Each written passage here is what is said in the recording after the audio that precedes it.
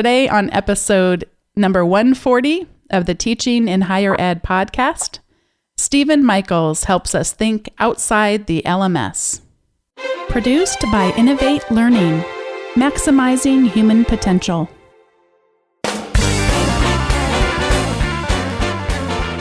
Welcome to this episode of Teaching in Higher Ed. I'm Bonnie Stahoviak, and this is the space where we explore the art and science of being more effective at facilitating learning. We also share ways to increase our productivity so we can have more peace in our lives and be even more present for our students.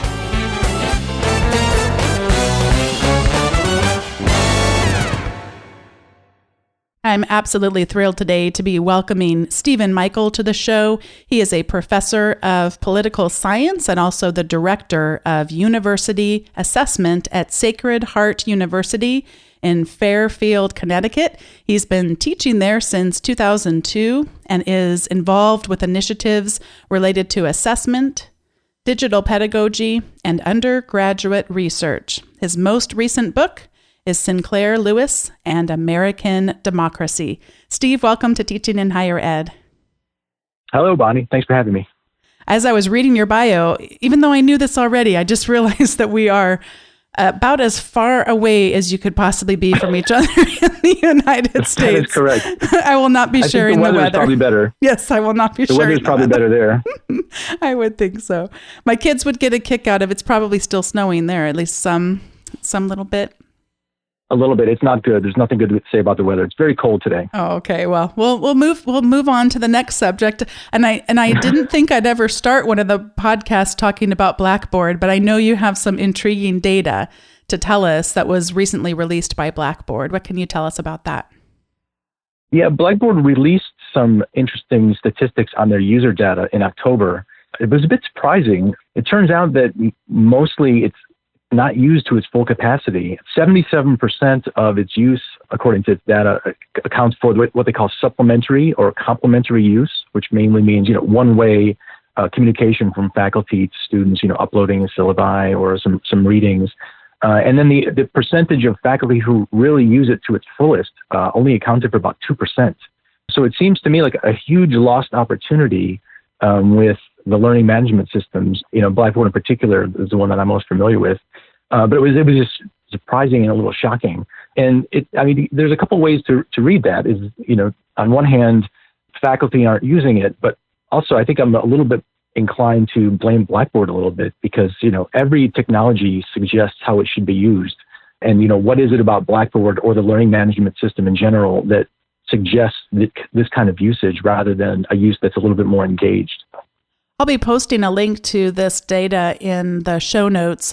A little bit lower in the section than you were talking about. They talked about the proportion of course time by tool used, and 58% was time being spent used on course content, which, as you said, it's sort of shocking and not shocking all at the same time, because this really does come down to our own pedagogy. And I'm super excited to get to hear from you a little bit on what's changed for you as you think about teaching in general, but specifically teaching online. Take us back to 2004, to simpler times, to your first online course. Yeah, it was pretty bad, I have to say. I didn't really think much about what it should be. I think I did what most people do, is just try to create an environment. I took my existing content and just, uploaded a little bit and asked some discussion questions, not making use of, even back then in 2004, we had, videos and things that were a little bit more interactive. And I didn't use all the tools that were even available in Blackboard. And then we had a series of speakers on campus, and one of the speakers, and I can't remember his name, talked about the importance of digital personality.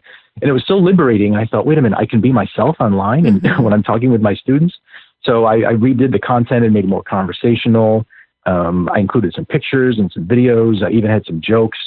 I changed the questions to make them a little bit more open-ended, that would require students to take the questions and do research or take them and interpret them in a way that made sense for them. So it was much more open-ended, and it was so much more enjoyable. I know from my perspective, it didn't feel like a qualitatively different experience. It was more just about a different way of engaging.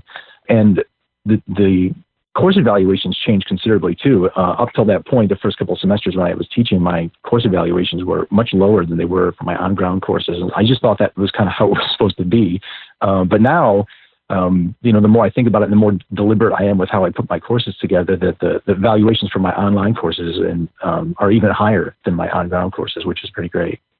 One of the themes I hear you talking about in there is, yes, being authentic and engaging, but also a sense of surprise.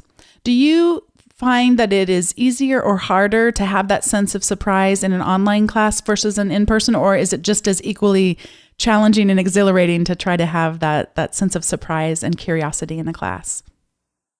It's definitely more difficult. It's only because, one of the things that I try to do is, you want some kind of structure for an online course. Students oftentimes, for as tech savvy as we think they are, they're very anxious about taking an online course. They're it's like being kicked into the middle of a pool. You don't exactly know where you are. And they very quickly, they need a sense of what's going on and what the expectations are. So I think, when I'm in an on-ground class, I try to engage with them and, explore the unknown and make it a little more student-directed is, one of the first objectives. But in an online course, my first goal is to have them understand what's going on. The structure is almost required, right? If you're going to take an online course, which is, the learning management system excels at structure.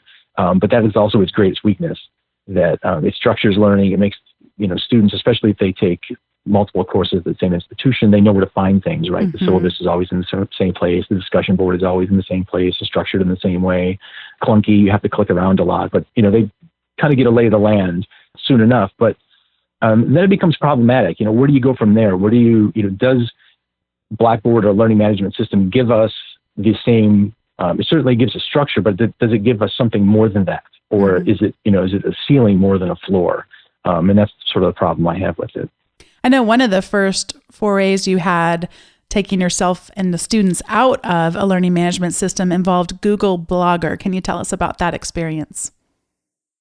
Yeah, it became obvious to me that, the most important part of an online course or a learning management system is the discussion board. That's where all the students come together. All the research shows that, of an online experience, students are most dissatisfied with the amount that they engage with the other students in the class. So I was never a big fan of the Blackboard discussion board. Even if you know how to work it, it seems pretty clunky. There's always one or more two clicks than there should be. And students don't seem to know how to gather all the comments.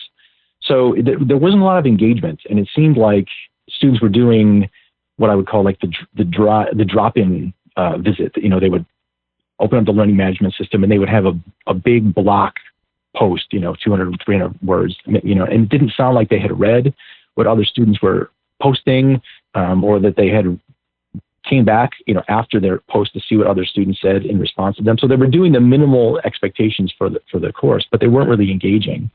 And it seemed to me that the better way, rather than the structure of the Blackboard discussion, was something that the students were a little bit more familiar with. So this was, 2006 or 2007. And, blogs were very big back then. So, and Google Blogger had this free platform. So I just started a blog for the course, and I used the existing Blackboard shell. So I hosted it in Blackboard, but the students could go right in there. And I noticed immediately that the level of engagement with the students was greater, that the posts were longer, that they were referring to what each other had said, which is really important. The participation was greater. They were saying more things. So it was sort of my first inkling that, where we present our materials and the place or the locus of the discussion, the aesthetics really impacts the quality of the conversation and the engagement. I was teaching the other night. I'm fortunate I get to teach a few times a year in a doctoral program that's not at my normal full-time institution.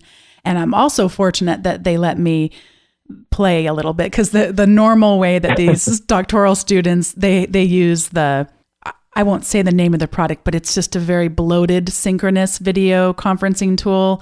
And they seem to just be in this arms race, or I guess features race, to say, these synchronous conferencing tools are going to have every feature there, but then it's confusing to use and it causes crashes and bandwidth issues and all of this.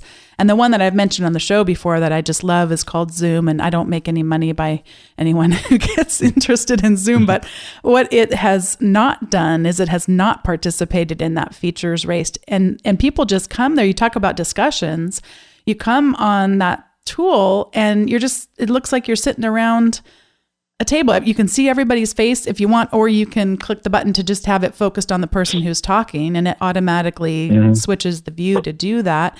And then it's got breakout rooms. So, hey, well, let's go. I'm going to send you out to some breakout rooms. I want you to talk about the 3 biggest challenges you have with this, and then come back. And it's just so natural. It really feels like a true discussion. But so many times these asynchronous discussion tools, they're so clunky, and then you have to click through to see it. And oftentimes it is pretty bloated. So it takes a while for it to load on your page. And especially if you're on a mobile device, goodness gracious, are you ever going to have to wait? Yeah. And I know one of the tools that you have used to get outside of the learning management system, but also to start to have quicker discussions and just a little bit less structured is Slack. And that's actually first what got me thinking we need to have you on Teaching in Higher Ed. Do you want to talk a little bit about how you've used Slack and how that sort of changed the structure for you?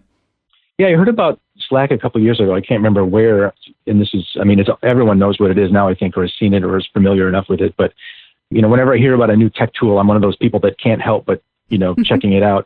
So I signed up for an account and I got in there, and I was originally thinking that I would use it for some committee work because I do a lot of assessment things, and I thought I needed a place where I could bring faculty together and discuss, reports or whatever we were working on, and to post some documents. And my first reaction was it was really simple, which I liked. It was good to look at, which is important, but it might be a little bit too involved for faculty members. Might be too oppressive. Just for committee work. But then I thought, well, this is perfect for a class. The hub of any good class should be the discussion board. Really what Slack does, it builds itself around the discussion board. It calls them channels. It's very personalizable. So you can create as many different channels to have conversations on as you need. You can set them up thematically, or you could set them up according to groups. And it was just really, really simple. And not only is it simple, but it's also customizable. They have a lot of different plugins that you can do that are put together by third parties. So you can make it as simple or as complicated as you like. And the other thing, just the quality of the conversation was amazing. So I set this up. This was last summer when I first used it. So I sent out the invites to the students, and 3 or 4 days before the class even started, students were signing on, and they didn't know what to expect. So they were looking around. I had the syllabus posted already, and I could see that they were on because there's a little light next to their name. So I started sending them messages. So we had sort of the meet and greet channel. And at one point there were 4 or 5 students and we were all talking about their expectations for the course and what they thought about Slack. And this was before the semester even started. And I thought this would never happen on Blackboard.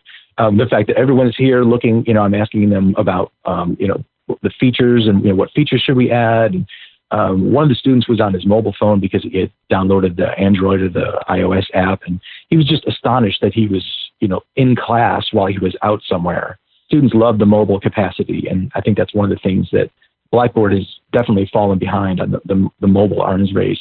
Students are all about the mobile. They like to read on the phones. I think it's a little weird to read, Hobbes on my phone, but the students are fine with it, provided that we can make it available to them. So that was a really great experience. And the other thing, but what you were saying about the asynchronous, I think is really important. During that course, there was that awful shooting in Orlando that one, I guess, a Saturday night into Sunday morning. So, I got up and I saw the news and I thought, oh, this is terrible. And we were talking about something in class related to criminal justice or, police violence or something. And it seemed relevant. So I posted something. And because the mobile app has a notifications feature, so I think it was 9:30 or 10 o'clock in the morning. So I posted something that I thought that students would be interested in reading that was relevant to the current event at the time. And 4 or 5 students jumped on, and we were having this live conversation in response to a current event that was going on that morning. So some students were watching CNN, someone was following the Twitter feed about what was going on. So we were talking about a live news event as it happened on a Sunday morning through Slack. That for me was sort of the wake-up call that, again, this would never happen on a typical learning management system or something that was asynchronous, or that something that students couldn't have, the mobile notification. Probably half of them were in bed still, right? They were in bed, the notification came on, they grabbed their phone, all of a sudden they're in class. So they really had a qualitative change in the nature of the discussion that really impressed me. The learning management system that we use at our school is Canvas, and I also teach on Blackboard at the other institution I teach at occasionally. And I have with Canvas, because it is so mobile friendly, I've just challenged myself to not have anything that a student couldn't access on their mobile device. And that has made a pretty big difference. I used to do what I call pen casts, and it was a proprietary PDF output that the actual smart pen enabled. And that meant they had to be sitting in front of a computer. And so I stopped using that. Now I do everything on the iPad with a stylus, and it outputs to an MP4 that's then on YouTube. And that just makes such a difference, where anytime I can lower the barriers to them being able to learn. But as you're talking, I'm thinking about just how powerful Slack is for that engagement. And it's very hard to articulate, but you just did. But I have a hard time sometimes explaining to people why it's so good, and just how it enables those kinds of conversations.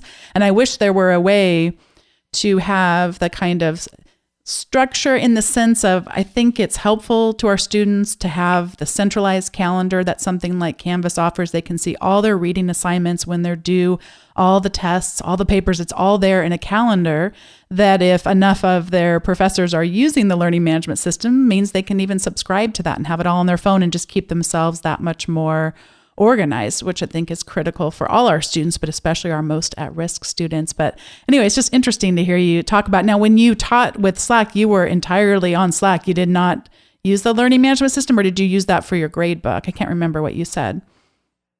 Yeah, I'm very invested in Google also in terms of supporting. So I had them keep their work in Google Docs. So they all created a doc, which they're very familiar with that. I just saw a statistic the other day that I think 70 million elementary school and high school students are using Google Docs of some kind, that it's really spread. So they're very familiar with that. So I had them use that. I keep grades in a Google spreadsheet that I post, and I keep all the grades in the same spreadsheet, but I used like the last three numbers of student ID, so no one knows whose grades are whose. That's kind of old school. Remember back in the 70s and 80s, I guess, before technology, the professors used to post grades outside their doors or whatever on the strips of paper. Yeah. So it's a little bit like that, and so I've been doing that for a while, and that's actually worked really well. When I first thought about posting the class's grades, I was a little apprehensive. I thought it might lead to some grade grubbing or whatnot, but it's really actually supported teaching and learning a little bit, because the students know where they are with regard to the rest of the students in the class. Sometimes a B- is a good grade, and that they might not know that. Sometimes they catch errors that I make, which is also been helpful. But I try not to encourage. I know they're a little obsessed with grades sometimes, and I try not to encourage that. But also understanding why they are a little preoccupied with grades sometimes, I think gives me a little credibility. So I know what they're interested in, and can speak to that. One of the other issues I know you bring up, you talked about the learning management system and how we should be thinking about its overstructure and how that might minimize the true connected learning opportunities that we could have with our students. Talk a bit about some of your concerns around OER textbooks. I love the OER concept. I've been waging a battle against overpriced textbooks for a while. I can't remember the last time I had students buy a textbook. They're expensive. Even with American government, the stripped down versions of textbooks can run $50 or $60. Most of the information that's in there is available online. And the textbook manufacturers, they come up with an updated version every 2 years after the midterm elections. So they update a little bit. So I've been moving away from textbooks for a while. But my concern about the OER is it has the potential to be great, that you can put together sources, you can have a little mashup, this book and that book, and there's a lot of free things on the web. But my concern about the OER is that in some respect, they're still textbooks, right? They're cheaper and they're digital. The structure is still there. The way it circumscribes learning is still there. To make the new textbooks, I guess, the value from the new textbooks a lot of times comes from the ancillaries, right? So textbook companies are producing videos and different personalized learning tools or platforms that come with a textbook. And that, in a lot of ways, that makes it worse because, not only are you having the printed structured information, but you're also being expected to watch videos or to take exams. And I think it makes it even easier for instructors to not personalize the class or put together the material in a way that requires students to critically engage with the material. One of the tools I know you're using to try to counteract some of that is called Hypothesis. We've talked about it before in the show, but I don't think we can talk about it enough just in terms of some of the innovative ways people are using it. Can you share your experience with Hypothesis? Yeah, this is my first semester using it. So I'm actually not using Slack this semester. I've created a Google site. They just redid sites. The new feature is that it's sort of like Google Docs, and you can have multiple editors. So I'm having the students put together the website. So the first step in creating the content is it's for American political thought. We've sort of picked 4 points of American political history, beginning with the founding, and we've identified a couple of primary source documents that we think are interesting and important. So I had them use Hypothesis, which is a Chrome extension. It's very simple to add onto Chrome, and then as you're reading the document, you can either highlight or make annotations, and the Hypothesis keeps track of who does what and who says what, and it aggregates it all on their website, which is great for grading. It's been great for the students because it forces them to slow down a little bit. They can see how their classmates are interacting with the text, line by line, who's thinking what. And we're using the annotations to put together some questions. So the course is very inquiry-based learning. So I had them all make 2 or 3 comments, annotations for each document. I'm asking that for every document they're starting a conversation or a line of inquiry, or qualifying or building on someone else's line of inquiry. So, they're having to point out something that's of interest to them and also engage with someone else who's also identified something that's interesting. And we've been working through that in class and putting together groups, students who have similar lines of interest. I've been putting them together. So they've been researching, and then they're going to write up little reports, and we're going to use that as the content for the Google site. With Hypothesis, I've used it before, but I've just used it where it's all public. Are you having their annotations public out that any of us could see, or is this something that's just kept private for your class? No, it's private. There is a public feature. I've created a separate private group for the course. So, and I sent out the link to the students. So when they sign up to create the account, they're automatically put in the group for the course. So all the annotations they make for the group are private. Okay. If I was in your Google site, then I would see those same Hypothesis, but since I'm not, I can't. That's the way it's working. That's right. Got it. And I know you're also making use of Google Slides and QuickTime in your teaching. I'd love to hear a bit about that too. Yeah, I really like Google. It's the platforms are simple, they're intuitive, they speak together, and speak to each other, which is really important. So I think last year started making voiceover videos. I'm flipping my class a little bit in a automated way. I started doing this last year. The students really responded to it well. I realized that, lecturing is maybe not the best use of class time when you're working through some difficult, ancient text the students might not, they're reading on their own before they come to class, but, what are they getting out of it?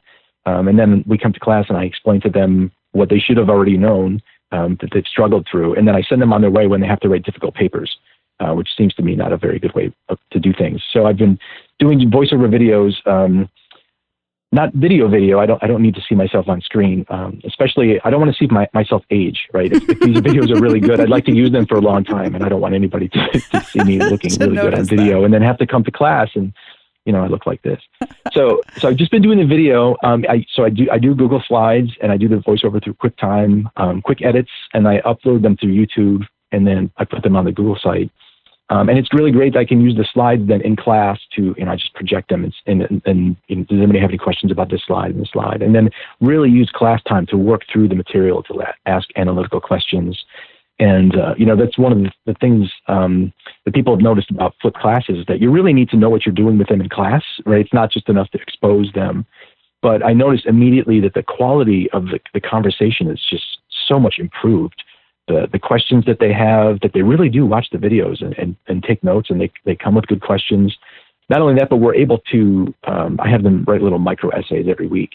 So we start those essays in class. So there's a little bit of time that we're able to spend, beginning the writing assignments and working through the writing assignments. So the quality of their written work has improved also. One of the things I've heard that's going on with Google Slides too is that they've added some ways to engage with students. So some kind of polling slides or quiz type slides that students can engage with on their phones. And I think they also added something where students could pose questions on their mobile devices using Google Slides. And again, I haven't tried it yet, but there's just exciting innovations that are happening there to create perhaps a bit more engagement in a class as well. They added the poll everywhere function a couple months ago. So that's an option. If you're using poll everywhere, you can actually embed the questions from poll everywhere into the slide and then have students use their phones. Okay. And I've used Slack as a mobile device too, where you can create a poll on a channel and then students can pull out their phones and then project the Slack channel onto the screen in the class. That's great. That's great. I wanted to mention that I don't do a ton of video where it's my face on the video. I typically use slides, but there are occasions where I think it's helpful, and I can't really explain to you when I do and don't. But now you've got me thinking about aging. Goodness gracious. But what I just realized that Snagit is the screenshot tool that I have been using for decades now, as crazy as that is to say about a piece of software.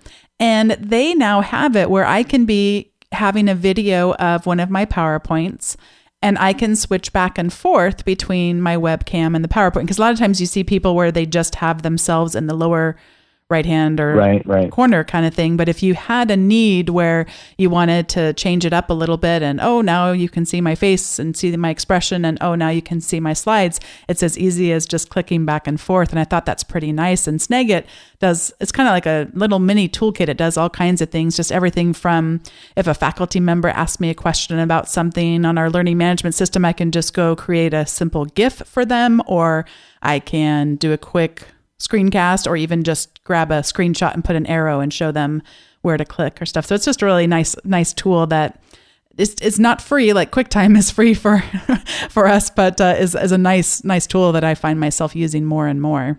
Well, that would be a nice feature. I wonder about that, about the either or, if I want to have my face on there or not. I wonder if it would distract the students or if it would distract me. I'm not sure.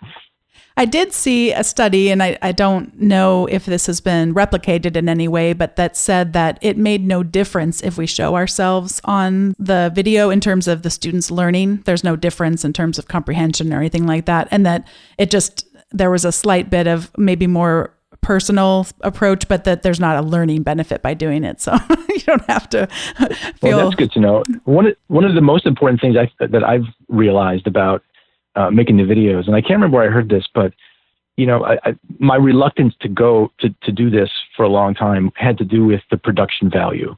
Am I going to sound right? Am I going the slide's going to be good? And then I just read somewhere that it doesn't matter so much with the production value. And not only that, I would go further and say, this is one thing I've learned from my students. They like it when it's a little when it seems a little unprofessional. I tell jokes on the videos sometimes. I don't script what I'm going to write. I just, start and they say it's a lot like class, and they really appreciate that. So if any of your listeners are thinking that they want to do some videos or audio recording to add to their courses, please do not worry about the production value. Make it as much like you as possible, and it'll work.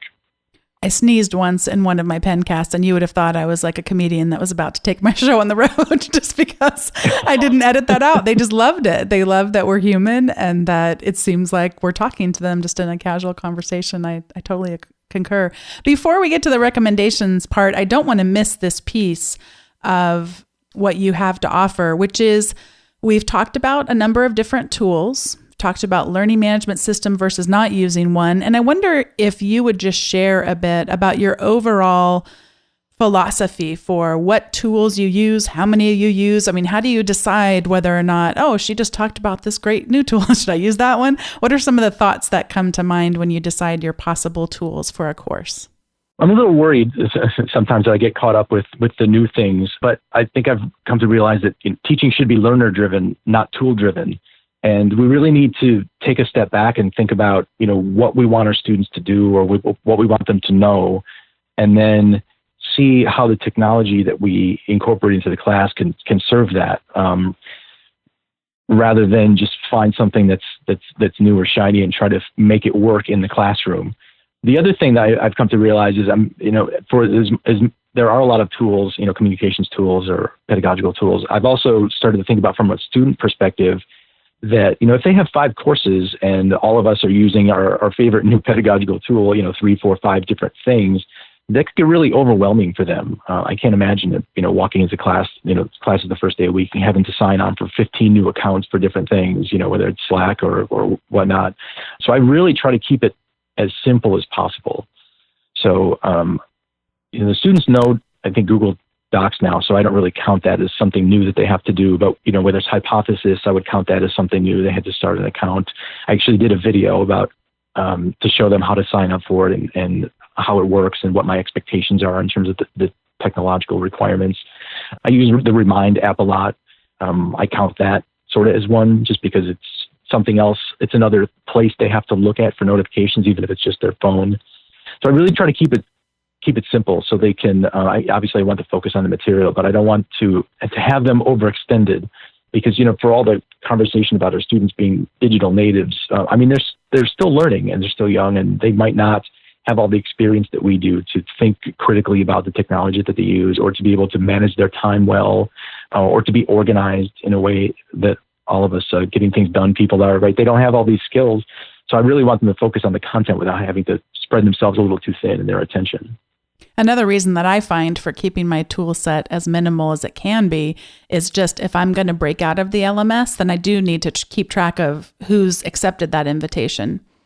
In my doctoral class, we're using Digo, which is a social bookmarking tool. And that's on my list of things to do today because I don't think I've seen them all show up as far as so-and-so accepted your invitation. So I got to go compare the roster or get a TA to do that. And it's just one more thing. Not that I'm not willing to do it, but like you said, if it doesn't actually benefit their learning, support them better, then, the extra work just isn't going to pay off for any of us. That's right. I also worry about the private versus public aspect of it a little bit. I've never taught with Twitter, but I know some people teach with Twitter very well. One of my colleagues here, Pilar Monday, she teaches Spanish, and she has a little community around the world with native speakers, so the students in her class get to communicate with people, and that's really great. But I'm a little apprehensive about having our students present their work, whether it's written or videos. I think that in general, technology is better at bringing the world into the classroom than it is taking the classroom out into the world. Thankfully, not everything I did during my undergraduate career is posted somewhere to the web because I think some of it was pretty awful. So even, I've had my students write essays for Medium before, which I think it solves a great problem with writing is having our students know what the audience they should be writing for. Mm-hmm. But I always make it optional if they want to publish it because I think there's some really great writing on Medium because the pieces tend to be a little bit smaller. It's very, there's different kinds of writing and personal essays and reflections. Some of it's political, some of it's a little more academic and book reviews. So it's a great outlet to show students different examples of the kinds of writing that they'll probably do when they graduate. They're probably not going to be academics. They're not going to write journal articles, thankfully. But that is more like the kinds of things that they're going to have to do. But I always make it optional about whether they want to share it because I'm worried about the anxiety that they might have. We have a platform here, a public platform that we call Shoe Square. And it's a way to have faculty and students share their work across courses. And I had a little bit of an issue with it a couple of semesters ago when we started it. One of my students had posted something and it was projected into a class.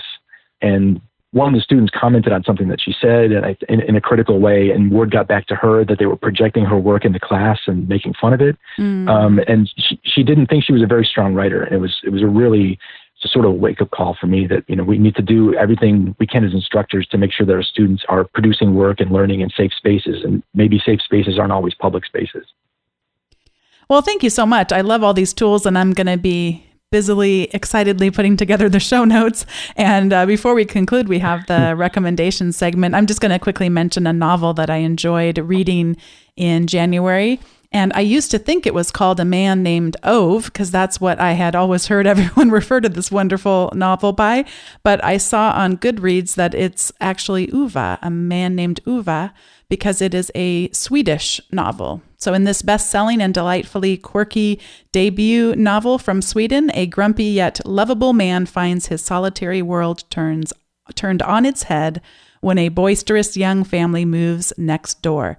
Meet Uwe. He's a curmudgeon, the kind of man who points at people he dislikes as if they were burglars caught outside his bedroom window. And behind the cranky exterior, there is a story and a sadness. It's just a delightful story. And if someone needs a good novel to read to take you away from what's happening in this world, it's a good one. I was mentioning to Steve before we started recording that I had a few political things I was going to share since he's a political scientist, and then felt guilty for laughing at what's happening in the world. And he said that's okay. So I'm feeling better now that I'm allowed to laugh and cry all on the same day. And Steve, what do you have to recommend today? Okay, I have a couple of quick ones. I wanted to mention at some point, but we didn't get into the main part of the show, about UBlend. It's some developers at the University of Oxford are putting together a new platform. It's with education in mind, and they're very deliberate about the mobile part of it. So they not that they're trying to take down Slack, but they're trying to make a Slack-like application that might be a little simpler and maybe a little more user-friendly for either faculty or students. And the one thing I like about it is that it looks a lot like a discussion board, and maybe it looks like Facebook in that it gives a little bit more prominence to the faculty and what we present in terms of our discussion. Like if we were to post a discussion question, the questions are easier to find and the student responses are easier to find. Slack is more just like a long list. So it sometimes it gets a little confusing if there's a long discussion. So I think the UBlend in a lot of ways is superior to Slack in that way because of how they present the discussions. And the other thing, so I'm going to go old school for my last one. It's a book by Susan Blum, Analog, right? It's called I Love Learning, I Hate School, An Anthropology of College. And so she's an anthropologist at Notre Dame, and she begins with the premise that we're social beings and naturally curious, which is understandable. I think that's true. But then she recounts all the ways in which school frustrates that tendency. And she has this really great section where she talks about the school as an institution and the way that it's structured. And it sounds ridiculous.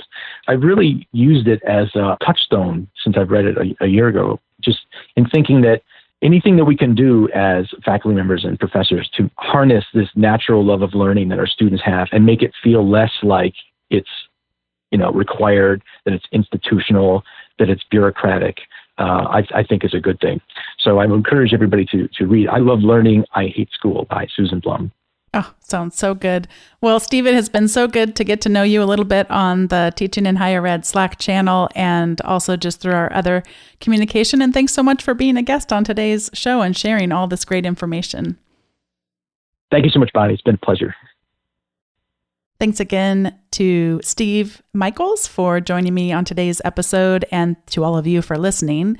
And as always, I'd like to remind you that I send out a weekly email with all of the links of the great stuff that are talked about on each show, including all the stuff that Steve mentioned on today's episode.